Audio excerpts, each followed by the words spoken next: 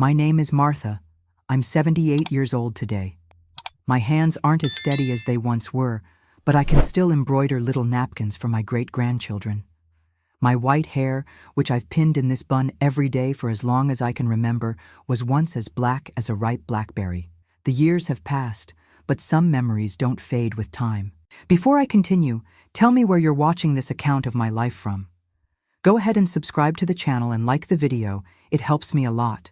I was born in 1947, in a time when children had no voice. We were expected to listen, obey, and be grateful. In our small town in rural Ohio, life was simple and hard. We were 7 siblings. I was the third. My father worked in the cornfields, which was the gold of our region back then. My poor mother never stopped for a minute.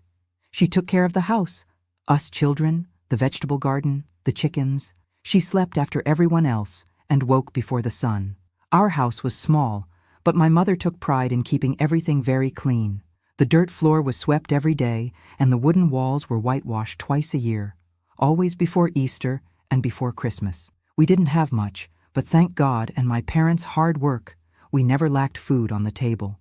My childhood was like that of many girls in rural areas during those times.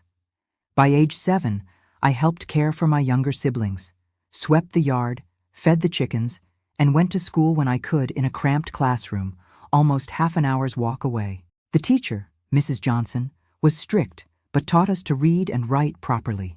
Many girls my age never had the chance. Sunday was the most sacred day of the week for our family.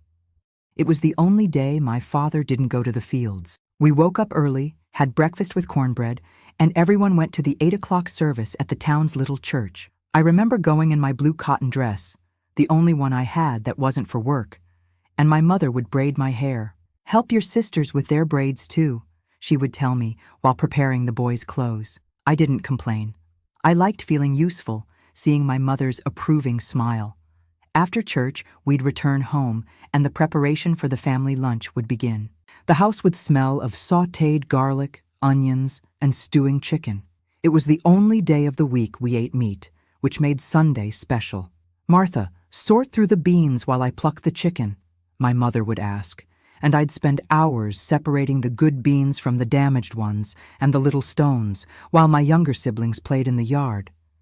The girls helped set the table. The boys fetched water from the well. Everyone had their task. The Sunday table was covered with a white embroidered tablecloth that my grandmother had made for my mother as a wedding gift. My mother would say, "Remember, this tablecloth means dignity and respect in this family." Uncles, aunts, cousins, and sometimes friends from other farms would come. The house would be full, noisy, with the smell of good food and freshly brewed coffee. Children ran around the yard. Men talked about harvests and politics in the living room. Women exchanged recipes and news. It was on one of those Sundays, after I had just turned 12, that everything began. My Uncle August, my father's older brother, had recently moved to town after becoming a widower. He was a man in his mid-40s, considered handsome by the women in the region, and successful because he owned a small store downtown. Unlike my father's hands, calloused from farm work, his were soft from not doing manual labor. Uncle August always brought candy for us children, and little gifts for my mother, a piece of fabric, fancy soap, things we didn't see often. Everyone was happy when he arrived. My father admired him greatly, saying he was educated because he had completed 3rd grade. In our family, that was almost like being a doctor. "Little Martha, come here, see what your uncle brought for you today," he would say when he arrived. And of course I went. Who wouldn't? In those days, receiving a gift was rare, especially something from town. The Sunday ritual was always the same. A hearty lunch at noon, loud conversations, laughter. Then came the coffee with cornbread or sweet rolls, and then the part that, over time, I learned to fear more than anything, the after-lunch nap. It was customary in my family for the adults to rest a bit after Sunday lunch. The men would stay in the living room, sprawled in chairs or in the only armchair we had. The women would tidy up the kitchen and then rest too, usually in the guest room or my parents' room. We children were sent to the yard so as not to disturb the adults' rest. That Sunday after I turned 12, my Uncle August called to me as I passed through the hallway. "Little Martha, come here for a moment. I want to show you a book I brought from town, he said with that smile everyone found so pleasant. I entered the room where he was without suspecting anything. After all, he was my uncle, my father's brother, a respected man. What could happen? I entered that room without imagining that my life would change forever. The book really existed. It had pictures of distant places like New York City and Chicago, cities I only knew from the stories my uncle told. I was fascinated by those images. I had never seen skyscrapers before. Sit here next to your uncle to see better, he said, patting the bed. I obeyed, as I always did with adults. That's when I felt his hand on my back, slowly moving down. An icy shiver ran up my spine. It didn't seem right, but who was I to question? A 12-year-old girl, grown for her age, as they said, but still just a child. You're turning into a pretty young lady, Martha, he murmured near my ear, with a smell of whiskey mixed with coffee that made me nauseous. What happened next is still difficult to talk about, even after so many years. His hands, his mouth, his weight, and the silence he demanded afterward. This is our little secret, he said, adjusting his clothes. If you tell anyone, you'll destroy the family. Your father will lose the job I got him at the co-op. Your mother will get sick with grief, and nobody will believe you because I'm a respected man in town. And you're just a little girl. I left that room different from how I entered it. Something inside me had broken. I couldn't look at the white tablecloth without seeing stains that no one else could see. I couldn't taste the sweetness of cornbread without my stomach turning. That night, I cried, hidden under the blanket that I shared with my sisters. I bit the pillow so no one would hear my sobs. I prayed to the Virgin Mary for this to never happen again. But my prayers weren't answered. The following Sunday, Uncle August appeared again, and the next, and the next. It was as if all the Sundays of my life had turned into a nightmare. The ritual would repeat itself. Church, lunch, conversations, coffee, and the horror that came after. I began developing strategies to avoid being alone. Learning to survive was my only option. During the week, I lived in fear of Sunday's arrival. At school, I couldn't concentrate. The teacher called my mother, concerned about my performance, which had previously been so good. "What's happening?" she asked, worried. I opened my mouth, but the words didn't come out. Fear paralyzed me. "I'm tired, Mom," was all I managed to say. I started inventing tasks for myself on Sundays. I would offer to wash all the dishes after lunch, even though it was too much for my small hands. "Let me do it, Mom. You've already worked too much," I would say, knowing that no adult would interrupt their rest to come get me. Other times, I pretended to have stomach or head pains. "I think I ate too much," I'd explain, and run to the yard where I stayed with my younger siblings. I would invent noisy games, knowing my uncle wouldn't try anything with so many witnesses nearby. When these strategies failed, I would simply disappear.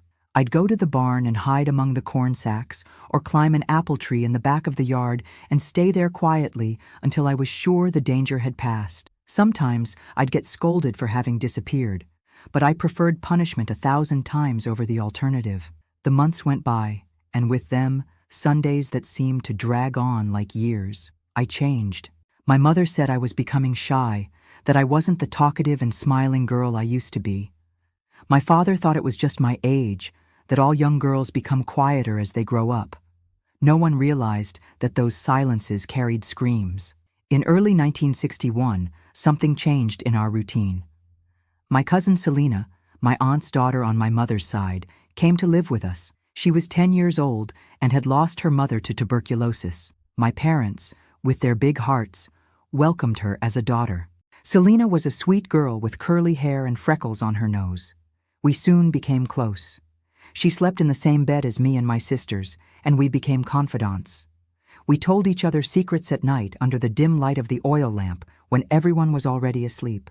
All secrets except the one consuming me from within. One Sunday in March, I noticed my uncle's gaze lingering on Selena during lunch.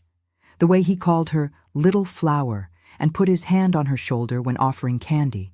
The way he asked if she was already learning to embroider like the young ladies. I recognized the signs, the same ones that preceded my torment. Something inside me boiled. I could handle what they did to me. I was used to it, if one can ever get used to such horror. but I would never allow Selena to go through the same. When I saw them together in the hallway, him saying, "Come see this magazine from the Capitol," with that smile I knew too well, my heart raced. My hands grew cold with sweat. It was as if time stood still for a moment. "Selena," I shouted before she reached the bedroom door. "Mom's calling you to help with dessert." My cousin turned, hesitant. My uncle frowned, irritated by the interruption. "Your mother didn't call anyone, Martha. Stop making up stories," he said in a stern tone. But I was already pulling Selena by the hand. "Yes, she did, and she said it's urgent." I dragged my cousin to the kitchen where my mother was brewing coffee.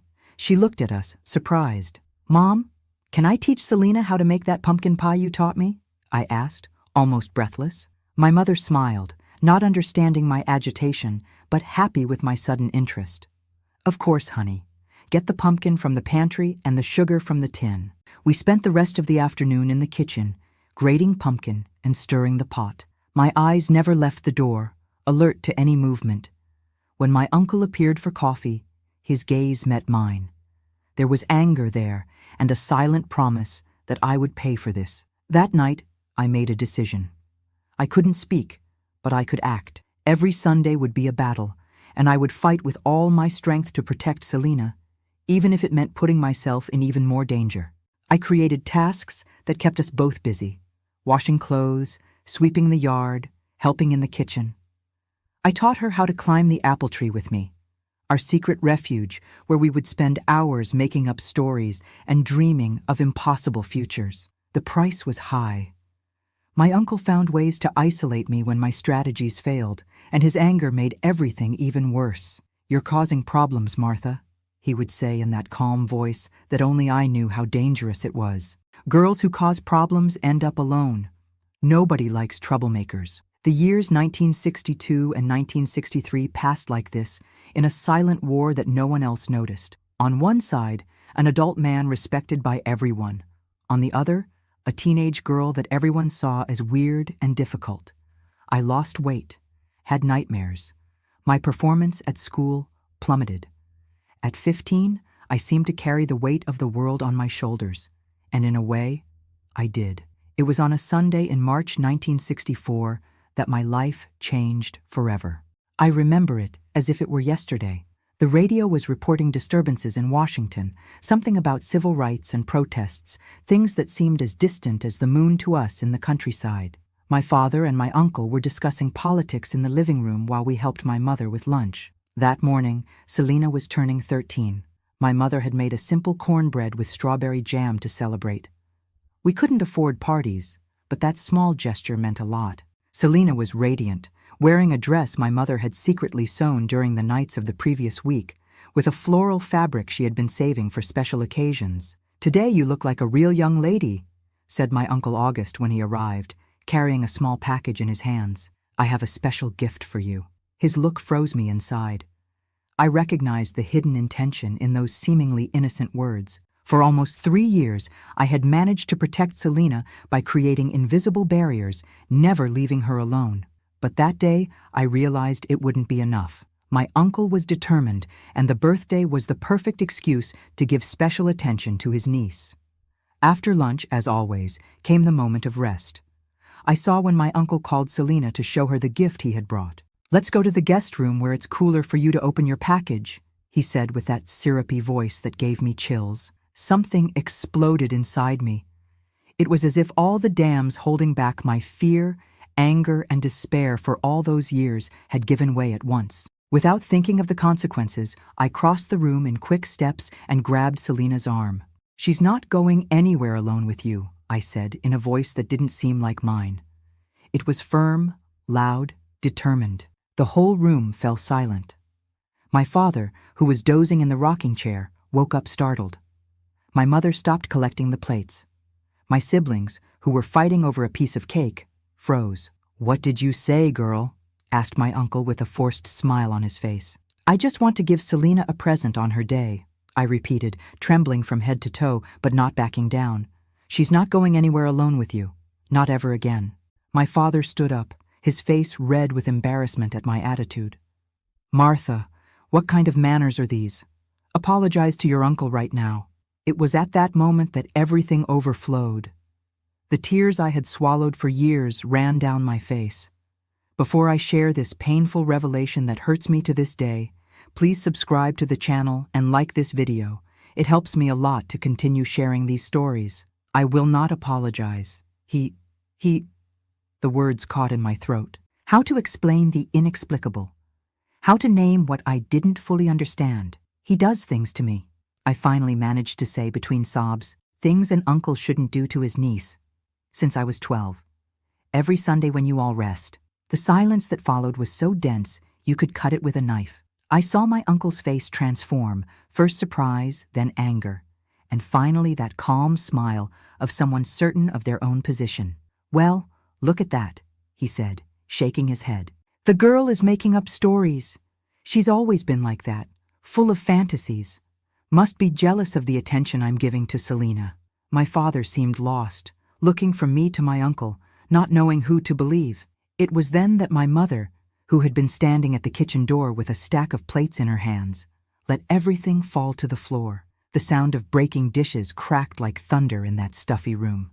"Is it true, Martha?" she asked in a voice I had never heard before.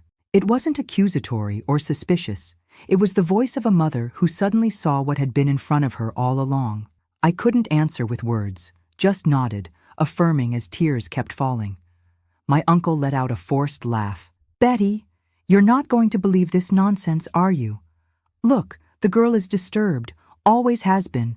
We need to understand that teenagers make things up." It was the only time I saw my mother interrupt a man. "Shut up, August," she said, walking towards me. Her hands, always rough from work, touched my face with a delicacy that broke something inside me. "How long, honey?" "Since I turned 12. Every Sunday when you all rest," I repeated, unable to elaborate more. I saw the horror spread across her face, followed by a painful understanding. All the changes in my behavior, my fear of Sundays, my made-up stomach aches, my strategies to never be alone. Suddenly, it all made sense to her. My father seemed to have aged 10 years in 10 minutes. His face was pale, his eyes wide with disbelief. "August, is this true?" he asked his brother in a trembling voice. "Of course not, Anthony. How can you believe such a story? I'm your brother. I take care of you all, got you a job at the co-op. Is this how you thank me, believing the lies of a troubled girl?" My father faltered. I could see the doubt in his eyes.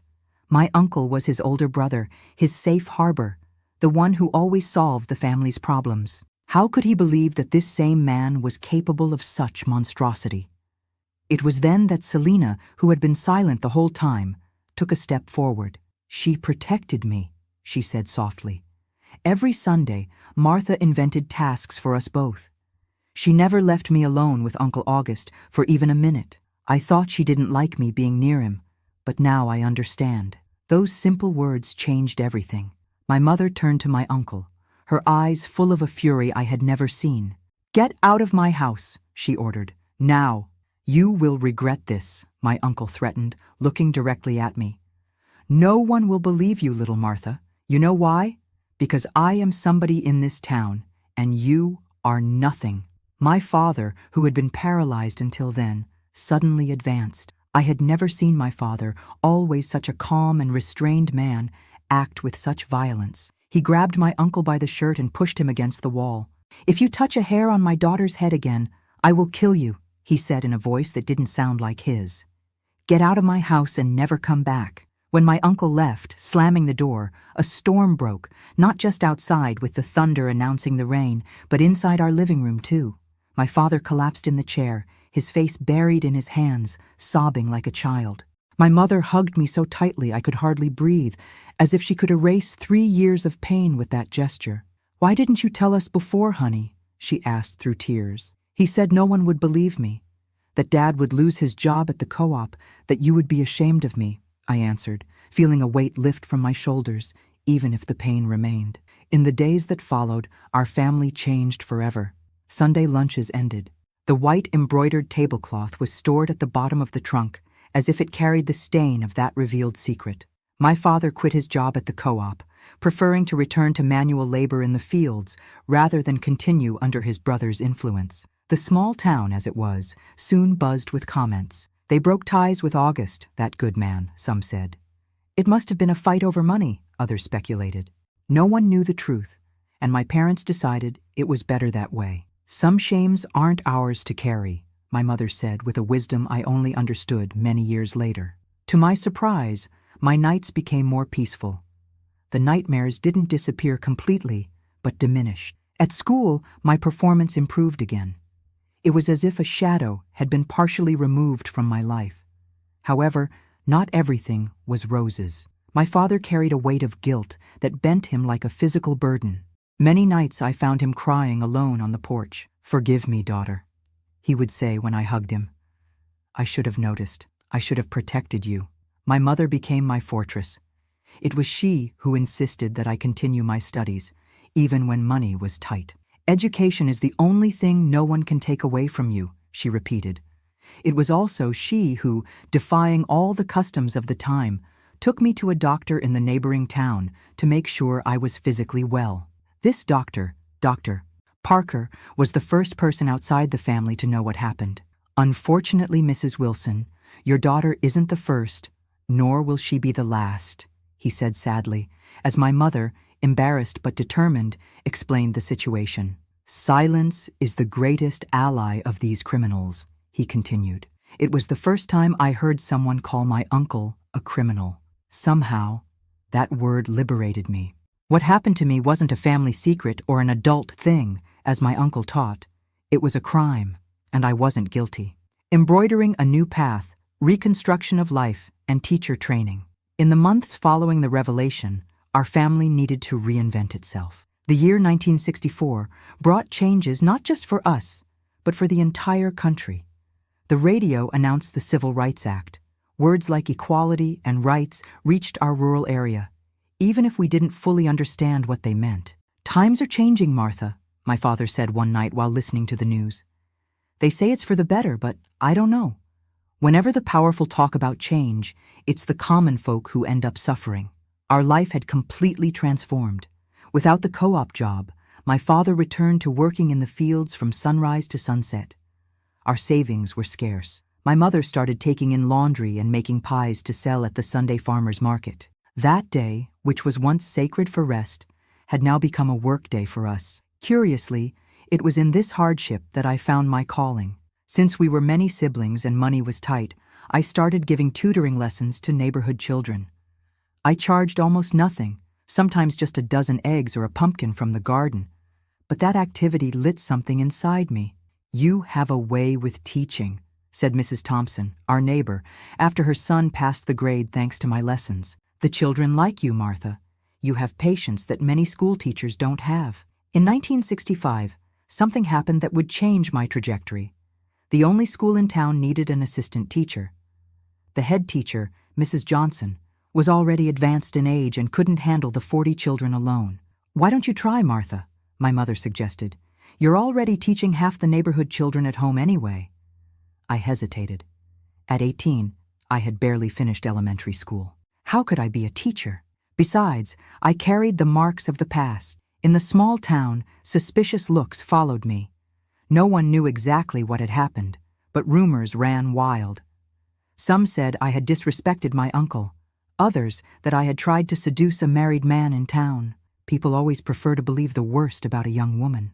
"I don't know if they'll accept me, Mom," I confessed. "You know how people are. They talk a lot about us." My mother, with that simple but profound wisdom, looked me in the eyes. "Daughter, the one who should be ashamed is the one who did wrong, not the one who suffered from it. Walk with your head held high. What happened to you doesn't define who you are." Armed with this borrowed courage, I went to talk to Mrs. Johnson. To my surprise, she received me with a tight hug. "I've been waiting for you to come," she said. "You were always my brightest student, even when you stopped paying attention in class. I knew something had happened, but I never imagined—" She didn't complete the sentence, but it wasn't necessary. In the empty classroom, far from the town's ears, Mrs. Johnson confessed to me that she too had been a victim of abuse in her youth. "That's why I never married," she explained. "I could never trust any man after that." It was the first time I realized I wasn't alone, that silent pain was shared by other women. forming an invisible sisterhood of survivors. The next day, I started as an assistant. The salary was minimal, but it meant a lot to our family. More importantly, those daily hours at school were my refuge, my chance to rebuild something from the pieces. The children didn't know about my past, didn't judge me. For them, I was just Teacher Martha, who taught letters with patience and made up songs to help them memorize the multiplication tables. When a child learned to write their own name for the first time, the smile on their little sweaty face was like a healing balm on my wounds. In 1967, a federal program called VISTA, Volunteers in Service to America, came to our region. It was a campaign to teach adults to read, and they needed teachers willing to give evening classes. Mrs. Johnson, already tired from age, recommended me. "It's your chance to grow, Martha," she said.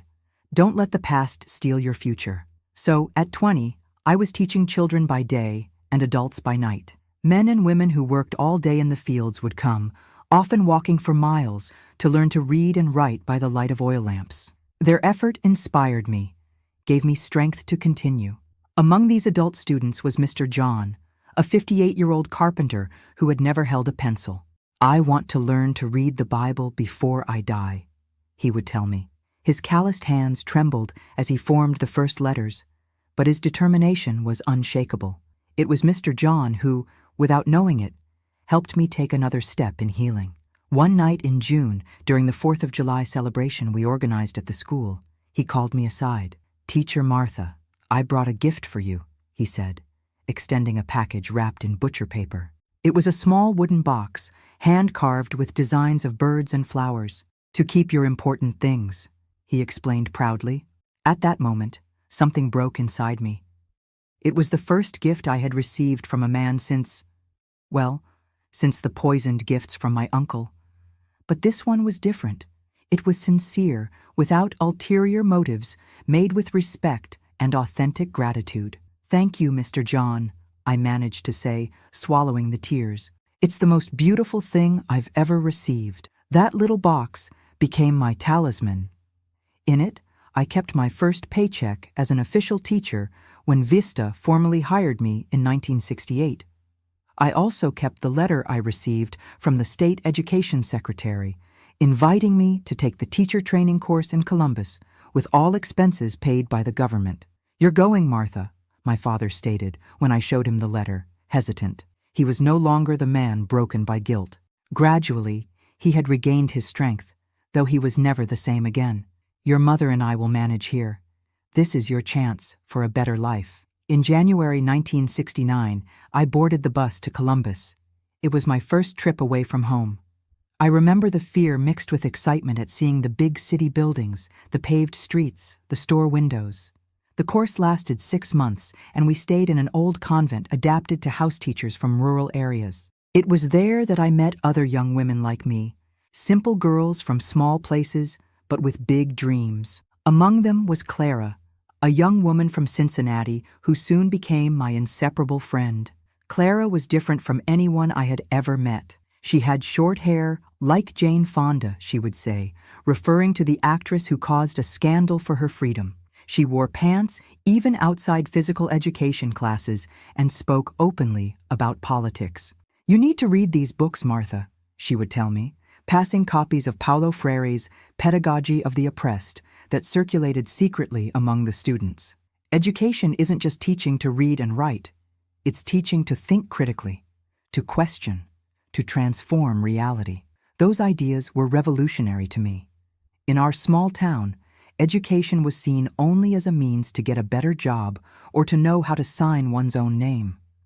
With Clara and Paulo Freire, I learned it could be much more. In the evenings at the dorm, while other girls talked about boyfriends or exchanged recipes, Clara and I discussed how we could apply those new teaching methods in our communities. "I dream of schools where children don't just memorize content, but learn to be full citizens," she would say.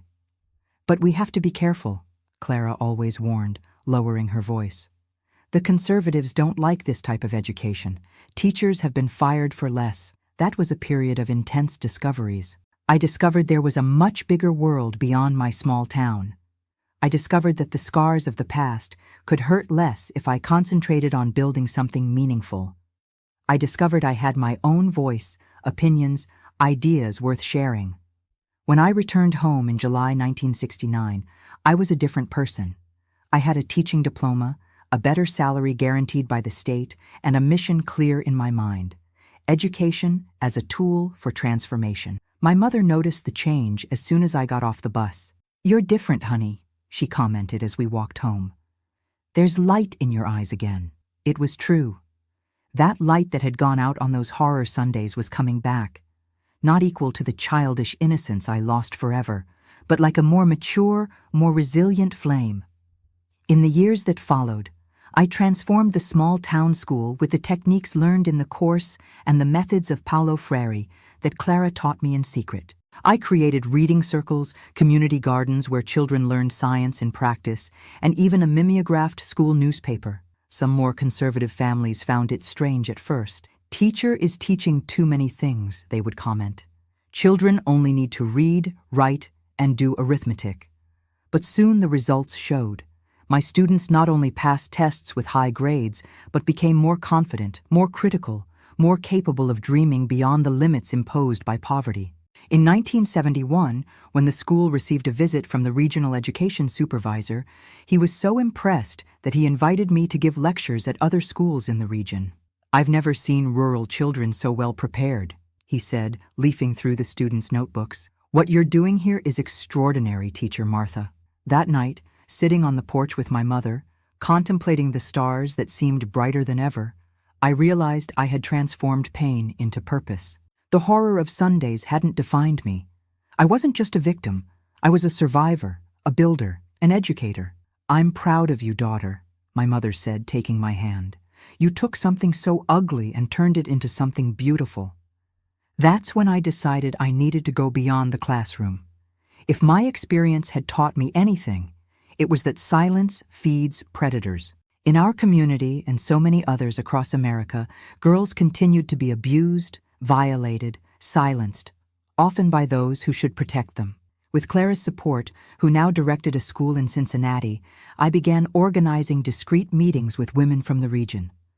At first, they were just conversations about women's health, basic rights, children's education. But soon they transformed into something deeper.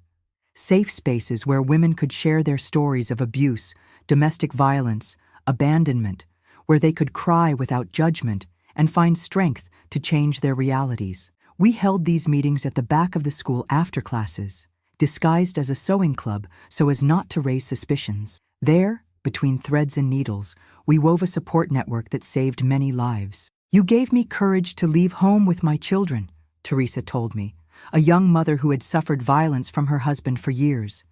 "If the teacher could face what she faced and is here, so strong, I can too." It wasn't easy. We lived in times of social conservatism, when meetings were viewed with suspicion by authorities. Additionally, challenging the patriarchy rooted in that rural society earned us powerful enemies. More than once I was called a women's liber or a home wrecker for defending women who wanted to leave abusive husbands. But every girl we managed to protect, every woman who found her voice, every family that rebuilt itself on healthier foundations was worth any risk. The pain I carried for years hadn't been in vain if I could prevent others from going through the same. In 1972, my mother fell ill. It wasn't anything specific that the doctors could name. It seemed more like a profound fatigue, as if all those years of hard work and silent pains finally took their toll. Her hands, which had always been so agile at the stove and the sewing machine, now trembled holding a cup. Her body, once tireless, now needed frequent breaks. "It's nothing, honey, I'm just getting old," she would say, trying to reassure me. But I knew it was more than that. My mother was only 52, too young for that decline.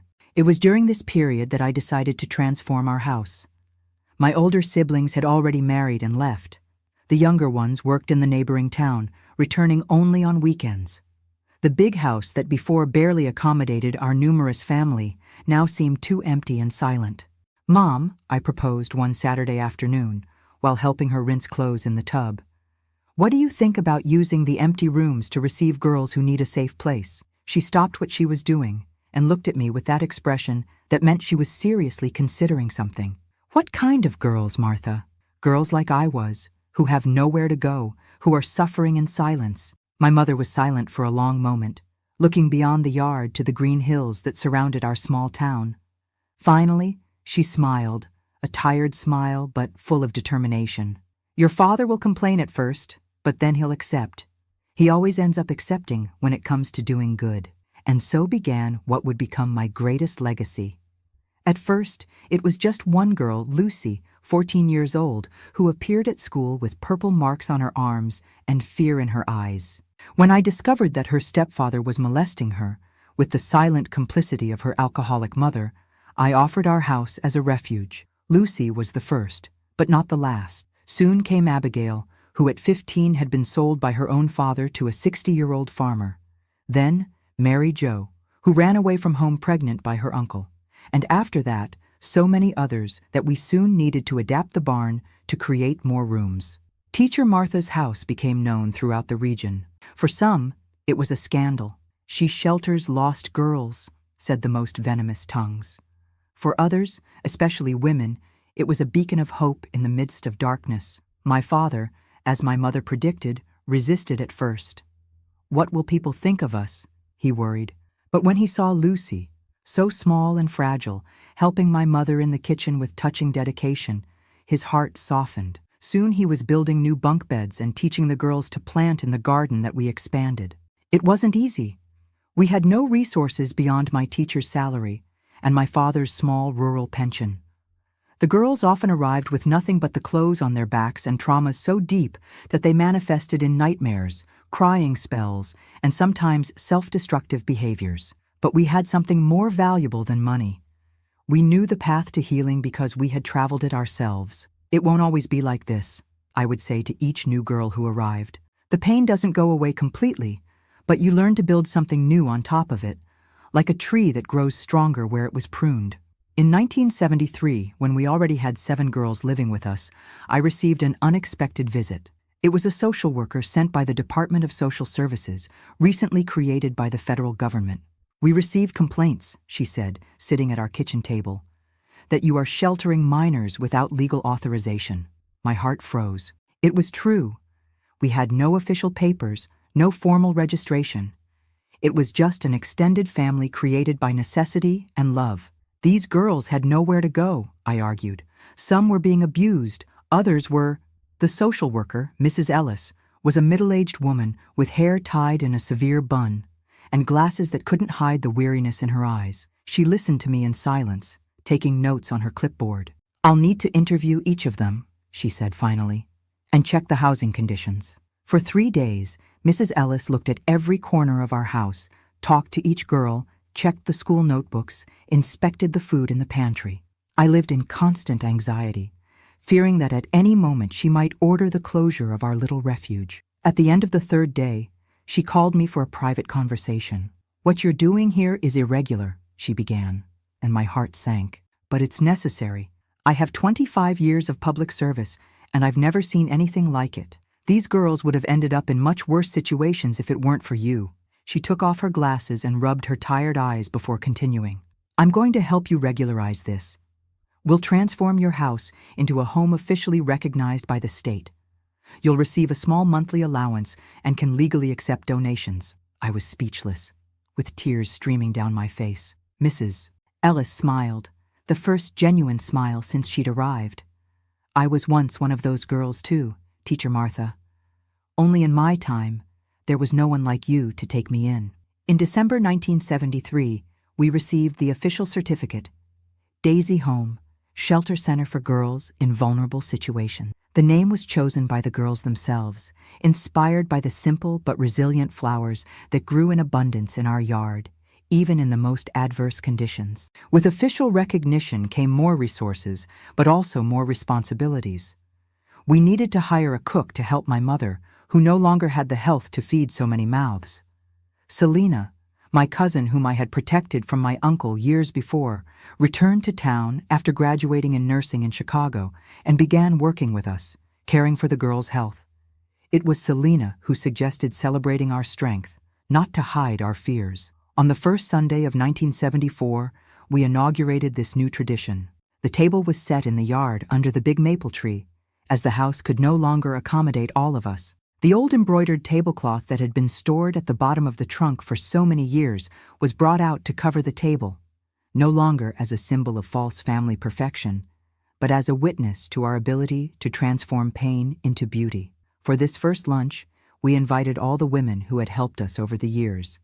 Clara, my friend from training days, Mrs. Johnson, now retired but still lucid, Mrs. Ellis, the social worker who had become our ally, and so many others who had somehow contributed to our daily little miracle.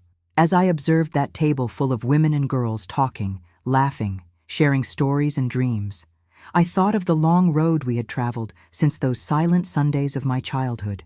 The wounds were still there, in me and in many of them, but they didn't bleed as much anymore. We had learned to embroider new designs, new meanings, new possibilities over them. In 1975, when the UN declared the International Women's Year, our little refuge was already known throughout the region. We received visits from journalists from New York who published a report about our work in a women's magazine. The title of the article was simple but powerful: "The House Where Girls Find Their Voice." The coverage brought more visibility and with it more resources, but also more challenges. There were attempts at interference from local politicians who wanted to use our work to gain votes. There were veiled threats from powerful men whose abuses we had exposed by sheltering their victims. There was even an attempt at arson one night in June 1976, which fortunately was contained before causing major damage. But for every obstacle, 10 helping hands emerged. Women of all social classes began to organize around Daisy Home. Female doctors offered free consultations, female lawyers helped with custody processes, volunteer teachers gave reinforcement classes. In 1977, we inaugurated a small library on the adjacent lot, purchased with donations.